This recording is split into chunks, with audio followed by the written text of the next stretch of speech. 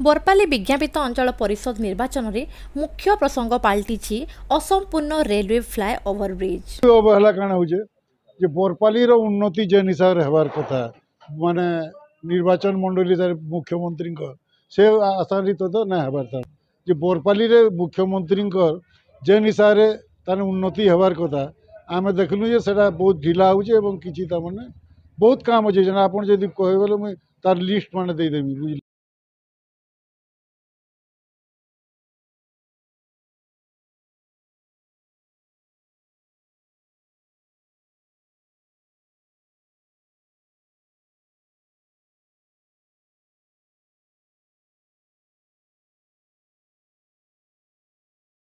एथर NSC रे अणसंरक्षित अध्यक्ष प्रार्थी को 17,074 जन भोटर सीधासलख निर्वाचित।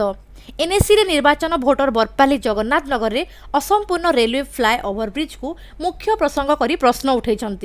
रेल फाटक रे ट्राफिक समस्या सह विभिन्न असुविधा को नहीं बरपालीवासी मध्य देखा देइछि तीव्र असंतोष। मार्च 24 रे बरपाली एनएससी रे हेब निर्वाचन। बीजेपुर निर्वाचन मंडली अंतर्गत एही सहर निर्वाचन को नहीं बढ़ुछि ताती।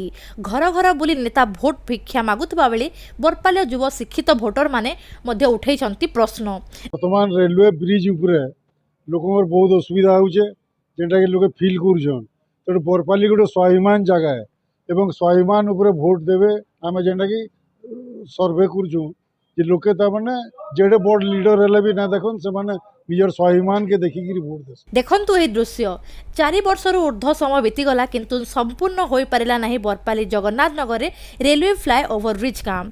घंटा घंटा धरी ट्राफिक समस्या अन्यपटे फ्लाई ओवर बायपास रास्तार शोचनीय अवस्था जोगु धूलीर सम्मुखीन होउचंती बरपालीवासी। स्थानीय नेता और जिला प्रशासन अवहेला जोगु दीर्घ 4 वर्ष हेबो अधपंतारिया अवस्था रे पड़ी रहिछि एही काम। ना शुणुछि जिला प्रशासन ना शुणुछंती राज्य सरकार।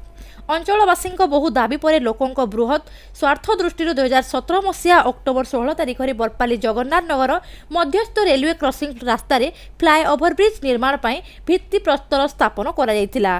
2020 मसीहा मे शेष सुधा फ्लाई ओवरब्रिज निर्माण काम शेष करने को सरकार को निर्देश देइतिला किंतु 2022 मार्च मास सरीबाकू बसिलानी हेले फ्लाई ओवरब्रिज काम एपर्यंत शेष होई पारि नाही जहाकू नै बरपालीवासी मध्य तीव्र असंतोष आरंभ देखा देइछि। अधारू काम बंद करी ठिकादार मध्य फेरार मारिथिबा बेले फ्लाई ओवरब्रिज काम अधपंतारिया अवस्था रे पड़ी रहिछि। केबे संपूर्ण हेबो ब्रिज काम और एनएससी निर्वाचन रे एहार की प्रभाव पड़िबो ताहा केवल समय ही कहबो।